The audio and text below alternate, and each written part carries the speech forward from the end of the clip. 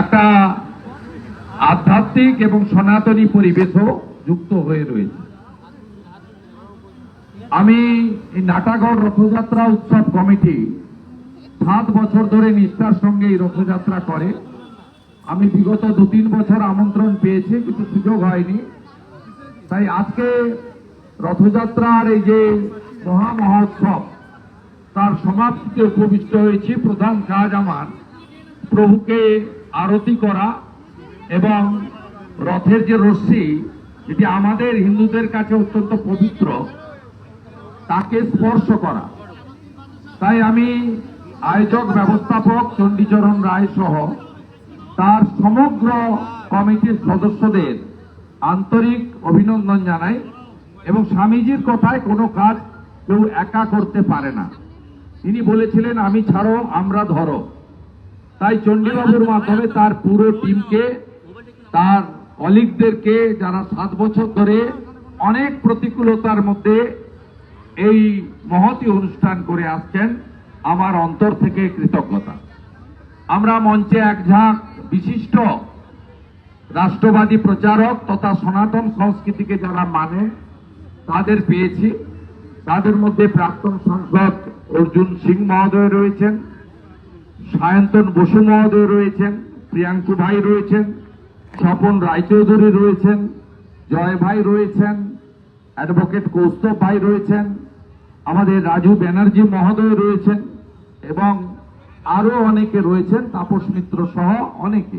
প্রত্যেকে আমার পরিচিত, কারণ আমি 5 বছর ধরে এনাদের নিয়েই পশ্চিমবঙ্গের রাষ্ট্রবাদ এবং বিপন্ন সনাতনকে বাঁচানোর জন্য একসঙ্গে কাজ করছি। তাই প্রত্যেকে আমার পরিচিত। আমি সম্মানিত মঞ্চ সকলকে ধন্যবাদ জানাই।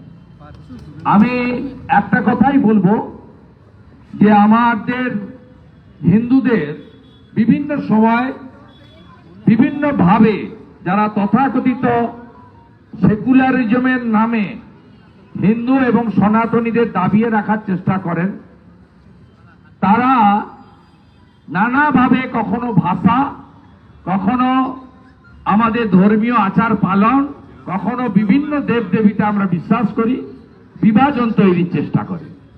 আমি শুধু বাংলার, পশ্চিমবঙ্গের আপামর হিন্দুদের বলবো যে কেউ হিন্দিতে, কেউ বাংলাতে, কেউ অন্য ভাষাতে কথা বলতে পারেন, আমাদের ভাষার মধ্যে আটকে থাকলে হবে না।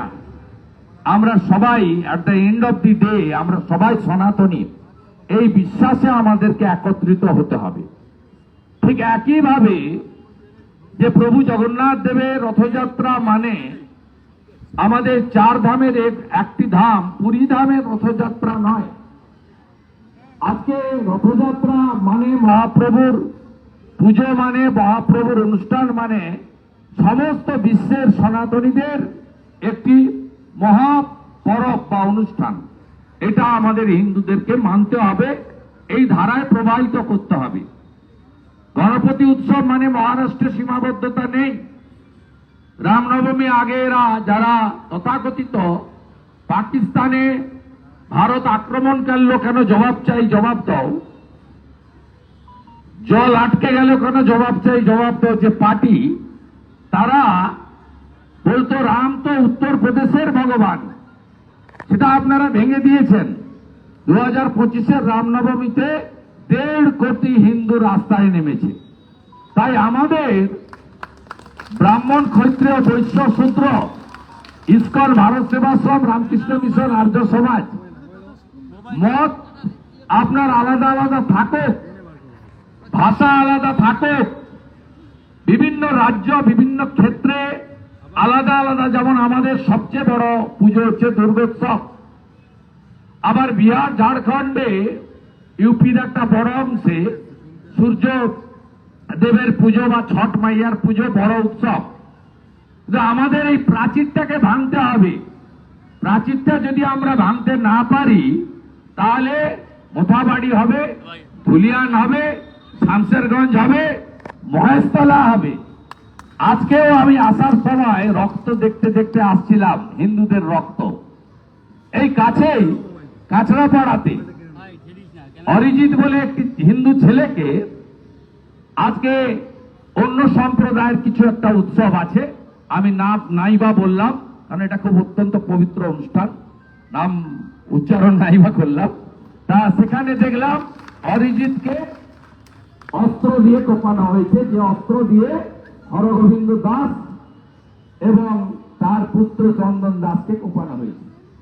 আরেকটা ছবি কাছেই এসে 200 মিটার আগে পেলাম, এগরা থানার দোবান্দিতে, সেখানেও একজন হিন্দু গাড়ির চালক, তার ঠিক এই জায়গাটা রক্তাক্ত, রক্ত পড়ছে। এ জিনিস বাংলায় বন্ধ হওয়া দরকার আছে।